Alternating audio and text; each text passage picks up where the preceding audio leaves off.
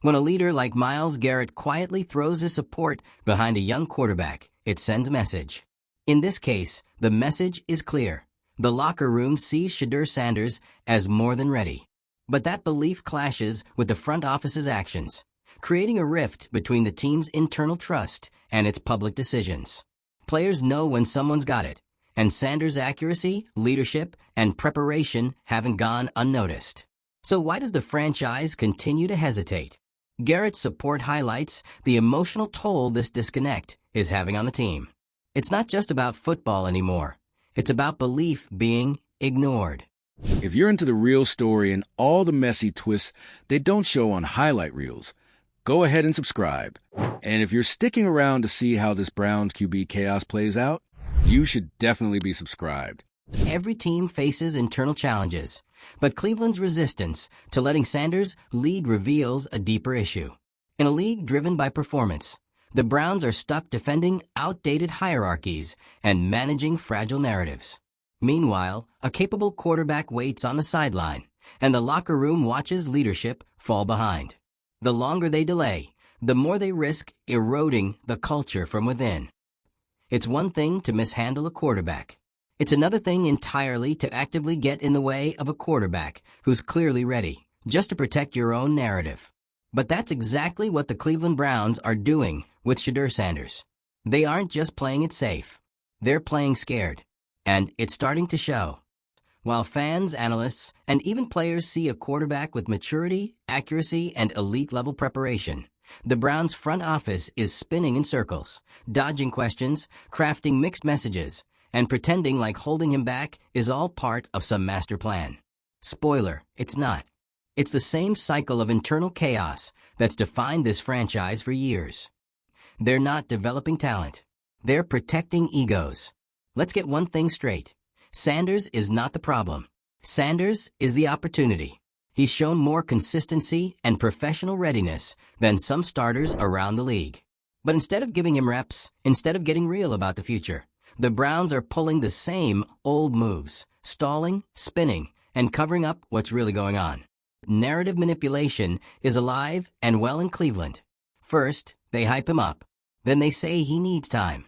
Then they praise his progress. Then it's all, well, we're evaluating week to week. And when the media presses harder, the team clams up, backtracks, and releases vague statements about team chemistry or adjustment periods. It's exhausting. This isn't about team readiness. It's about executive fear. Because if Shedeur succeeds, someone else loses control. That's what this is really about. It's not about scheme.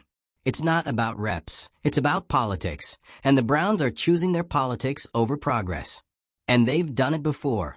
This franchise has a long history of self-sabotage. We've seen promising players wasted, talented prospects mismanaged, and locker rooms torn apart by front office indecision. That's the playbook: chaos, confusion, and contradiction. And right now, they're running it to perfection, with Shedeur stuck in the middle. Garrett Bush didn't mince words.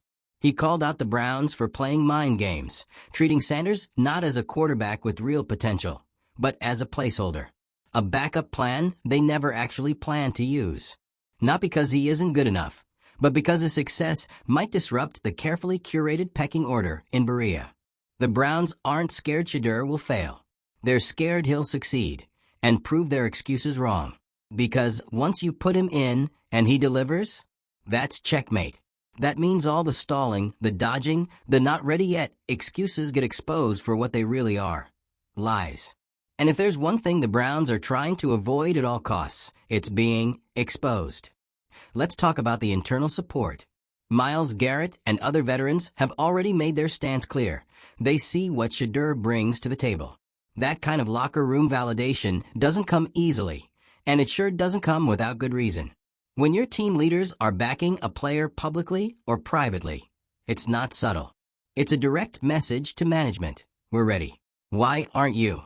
And that's the disconnect that's widening by the day. The decision-makers at the top are out of sync with what the team, media, and fans are all seeing on the field. That's not just frustrating. It's dangerous. It creates internal fractures. It breeds distrust. It undermines everything a healthy franchise needs: alignment, honesty, and shared goals. Mary Kay Kitt, one of the most plugged-in voices around this team, has already vouched for Shedeur's accuracy and maturity. These aren't wild projections or hopeful assumptions. This is informed insight. Yet even that hasn't been enough to shake the front office out of its denial spiral. See, and let's be honest, the longer they stall, the louder the frustration grows. The media isn't buying it anymore. The fans are getting restless. Every game Sanders doesn't play, every time the offense sputters, every time leadership spins another excuse, it all adds up. It's not just a missed opportunity. It's a growing narrative of distrust. Because this isn't just about one player. This is about how a franchise repeatedly chooses fear over forward movement. How they opt to protect their image instead of empowering talent. They're not building a team. They're building walls. Between players and coaches, between fans and management, between truth and spin, too. And if they keep going like this, they won't just lose games. They'll lose the locker room. Let's not sugarcoat it. If Sanders eventually leaves, it will be entirely on them. Not because he wasn't good enough, but because they never gave him a real shot. They prioritized politics over playmaking. And someone else, another team, another GM, will give him the opportunity the Browns wouldn't. And when that happens, Cleveland will do what it always does. Play dumb. Pretend it was never about Sanders. Act like they just didn't see it at the time. It's the same story we've seen before. Young talent buried, veterans frustrated, fans misled. The Browns aren't new to this. They're just committed to the cycle. And the worst part? Everyone can see it coming. They're not fooling anyone anymore. Not the media. Not the players. Not the fans. Not even themselves. Because if you really believed in your system, in your evaluation, in your culture, you wouldn't need to manipulate narratives. You wouldn't need to hide behind timing or development. You'd put the best player on the field and let the results speak for themselves. But the Browns don't want results. They want control. And the longer they cling to that, the worse this gets. At some point, something has to give. Either they stop running from the truth and give Shedeur the shot he's earned, or they double down on the dysfunction and risk losing everything. The locker room, the fan base, and the chance to finally get it right. This is bigger than football. It's about identity. Are the Browns a team that fears change? Or a team that's ready to embrace it? Because right now, they're proving that fear still runs the building. And Shedeur Sanders? He's the litmus test. Shedeur. So if you're tired of the excuses, tired of the stalling, and tired of the spin, hit that like button, drop your take in the comments, and subscribe. Because the Browns might still be hiding from the truth, but we're not. And when this thing finally boils over, you're going to want to be here for it. There comes a point where delay stops being strategy and starts being sabotage. That's where the Cleveland Browns are with Shedeur Sanders. They're not just slowing down his development. They're actively standing in the way of it. And the worst part? They know exactly what they're doing. This isn't a case of let's not rush a rookie. That's a convenient shield the front office likes to hide behind, but nobody's buying it anymore. Because when the locker room sees the guys ready, when veterans are on board, when media insiders are reporting high-level readiness, and management still won't make the move, that's not caution. That's fear dressed up as logic. And what exactly are they afraid of? Losing control. Admitting they've been wrong. Watching a younger, fresher quarterback come in and instantly outperform the guy they publicly backed. They're afraid of disrupting the narrative they've worked so hard to maintain, even if it means holding back the one player who could actually elevate the franchise. It's textbook dysfunction. A fear of change so baked into the organization's DNA that progress becomes the enemy. And Shedeur Sanders is progress. That's the threat. He represents a break from the status quo. A step toward something more dynamic, more modern, and more uncomfortable for the people at the top who built their reputations on decisions that haven't worked. That's why this story has taken on such weight. Because it's not just about one player. It's about how a franchise chooses its future. Or, in the Browns' case, refuses to. 3. Let's rewind a bit. You've got Shedeur Sanders. High football IQ, pro-ready arm, elite accuracy. maturity beyond his years. You bring him into a team known for quarterback volatility and instability, and he brings something you haven't had in years: calm, control, command. And what do the Browns do? They turn it into a mystery. They shuffle timelines. They shift narratives. One week, he's the future. The next, he's still adjusting. They keep it vague on purpose. Because if they're forced to commit, they'll be forced to admit they've been dragging their feet. And nobody in that building wants to take the blame for another quarterback mess. Garrett Bush said it plainly. They're playing mind games, treating Sanders like a backup option, not because he lacks skill, but because his presence challenges the fragile power balance behind the scenes. It's not about football anymore. It's about saving face. But the cracks are showing. When veterans like Myles Garrett start voicing support, that's not a coincidence. That's leadership pushing back against the narrative. These are guys who know what winning looks like. They know who can move the ball, who has the respect of the team, and who's ready. If they're saying Shedeur's the guy, that's not politics. That's truth from inside the trenches. So why keep him sidelined? Because admitting Shedeur's ready means admitting that someone else isn't. And that someone was likely backed by the front office. So instead of making the hard choice, they deflect. They delay. They stall until it becomes unavoidable. At which point, they'll frame it like it was always part of the plan. But nobody believes that anymore. Mary Kay Kitt, one of the most respected voices covering the Browns, has already laid it out. Shedeur isn't just promising, he's precise. His accuracy is sharp. His maturity is noticeable. He's not out there making rookie mistakes in practice. He's executing like someone who's been in a pro system for years. Yet, here we are, still waiting, still listening to the same old non-answers from a team that seems more committed to managing perception than managing a game clock. It's starting to get embarrassing. The media's asking real questions now. Analysts are lining up the tape. Fans are calling it out. The support is there, and the excuses are running out. This isn't a hidden gem situation. This is a guy sitting in plain sight while the team pretends not to notice him. They're treating him like a threat, not to the game plan, but to the plan behind the game plan. The one that keeps certain people in power. The one that maintains a very careful balance of who gets credit and who gets blamed. The one where Shedeur Sanders succeeding too soon would mean a whole lot of people have to explain why he wasn't playing sooner. And that's the thing nobody in the Browns front office wants to deal with. Because if you start Shedeur and he lights it up, you're not just handing over the playbook. You're rewriting the script. You're acknowledging that maybe, just maybe, your system wasn't built to win, but to protect egos. And if that's the case, what are we even doing here? Why build a team if you're not going to let your best talent play? Why talk about development if you're not going to support it with action? Why bother drafting or signing a quarterback like Sanders if the goal is just to keep him in bubble wrap until it's politically convenient to let him loose? Because here's what's going to happen. If they keep stalling, if they keep ducking the obvious, if they keep trying to spin this into some long-term process, someone else is going to step in. Another team, another coach, another front office, and they will let him play. And Cleveland? They'll be back where they always end up, watching another talent slip through their fingers while they try to polish up the latest excuse. There's a phrase that keeps popping up around this story: trust deficit. And that's exactly what this is. Not just between the Browns and Shedeur, but between the Browns and everyone who watches them operate. The players, the analysts, the media, the fans. No one trusts this team to do the right thing without a PR push first. Every move feels reactive. Every statement sounds like spin. Every delay looks like fear. They're not leading. They're managing perception. And that is not how you win in the NFL. You win with talent. You win with trust.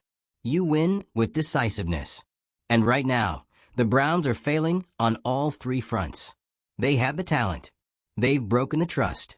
And they're completely frozen when it comes to making the decision everyone else already sees as obvious. Shedeur Sanders is ready. The locker room knows it. The fans feel it. The media's saying it out loud. So what's it going to take for this team to stop protecting egos and start building something real? The Browns have a window, but windows close fast, especially in a league that punishes indecision and rewards boldness. If they don't act soon, they won't just be making a mistake. They'll be cementing a legacy of fear, a franchise that had the chance to change, and once again, chose comfort over courage. They need to stop hiding behind development talk. Stop gaslighting the fan base. Stop treating Sanders like a problem that needs managing instead of a player who needs unleashing. Because the longer they wait, the more damage they're doing. To their team, to their credibility, to their future. You want to shift a culture? You don't do it with press releases. You do it by putting your best talent on the field and letting the chips fall. That's how you build belief. That's how you earn trust. But as long as the Browns keep choosing narrative control over quarterback control, they'll keep running in place, watching the seasons go by, watching the opportunities disappear, watching other teams take chances while they play it safe and lose. If they lose Shedeur Sanders, if they let this moment slip, they'll have no one to blame but themselves. You can feel it in the fan base. The frustration isn't just about wins and losses anymore. It's about being insulted. It's about watching a franchise pretend like everyone's blind, like the writing isn't right there on the wall in bold capital letters. Start Shedeur Sanders. 2. People are tired. Tired of the misdirection. Tired of watching a young quarterback with proven maturity and elite-level skills held back. Not because he's not ready, but because the people in charge are more concerned with optics than outcomes. There's no mystery left. He's not an unknown quantity. He's not raw talent that needs years of grooming. The guy is ready. Period. And what's the Browns' move? More stalling. More vague statements. More excuses. It's not just incompetence at this point. It's calculated suppression.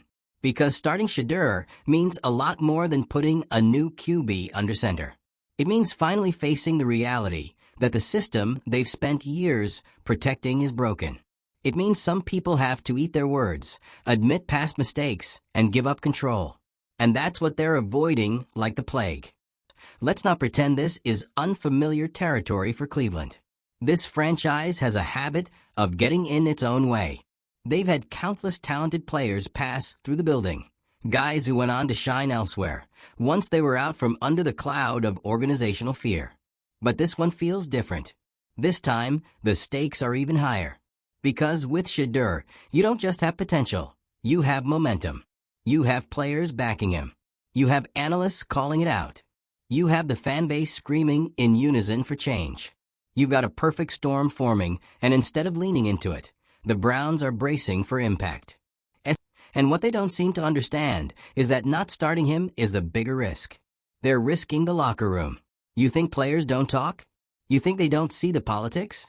These are elite athletes. They know when someone's being held back. They know when decisions aren't about football anymore. And once that trust is broken, once players stop believing that performance actually matters, you don't get that culture back. You're also risking Shedeur himself. This is a quarterback who's done everything right. He's handled the situation with professionalism. He's stayed composed. He hasn't fed the media or stirred the pot. He's shown maturity beyond his years. But that patience has a shelf life. At some point, all that calm turns to quiet resentment. And if the Browns aren't careful, they're going to turn a team-first quarterback into their next big regret. You can only bench someone with that much ability and leadership for so long before the damage is done. It doesn't matter what message they think they're sending. The message that is being received, loud and clear, is that they'd rather stall than evolve. That protecting reputations is more important than developing stars. And it's not just fans or reporters saying this. Mary Kay Kitt has been consistent. She's seen Shedeur up close. She's spoken on his readiness, his precision, his ability to handle pressure. When respected insiders like her are aligning with what the players are already feeling, how much more proof do you? And yet, here we are, still waiting. Waiting while the offense struggles. Waiting while other teams around the league give their young quarterbacks the reins and let them grow. waiting while the Browns continue pretending they're playing chess, when really, they're just avoiding the board altogether. The excuse of "we're being cautious" doesn't fly anymore.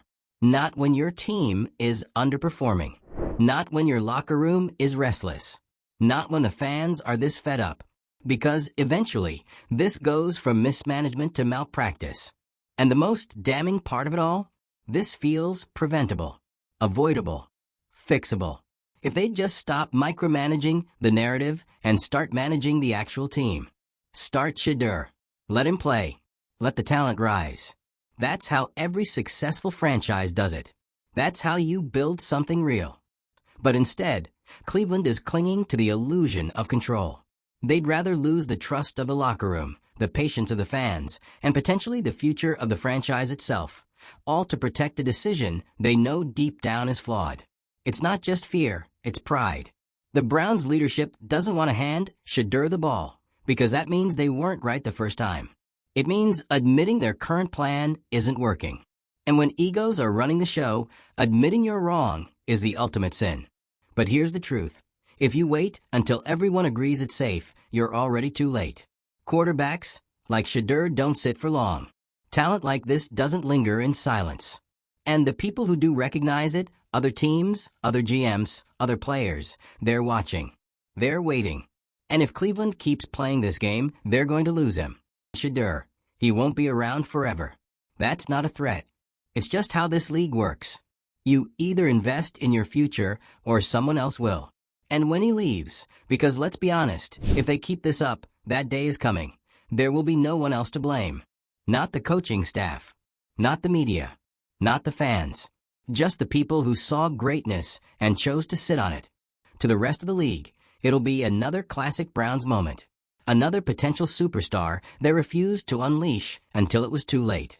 And to the fans, it'll be confirmation of what they've always feared. That this franchise isn't serious about winning. That no matter who they draft, no matter how much promise walks through the doors, the internal dysfunction will always find a way to ruin it. So what now? The pressure's only going to get louder. The cracks in the narrative are already showing. And eventually, the Browns won't be able to hide behind development plans or chemistry talk. The field doesn't lie. And week after week, the scoreboard is going to keep asking the same question. Why isn't Shedeur Sanders playing? It's only a matter of time before the answer becomes unavoidable. And when that moment comes, they better hope Shedeur is still willing to be a part of whatever's left. If you've made it this far, you know exactly how wild this situation is. So don't just scroll away.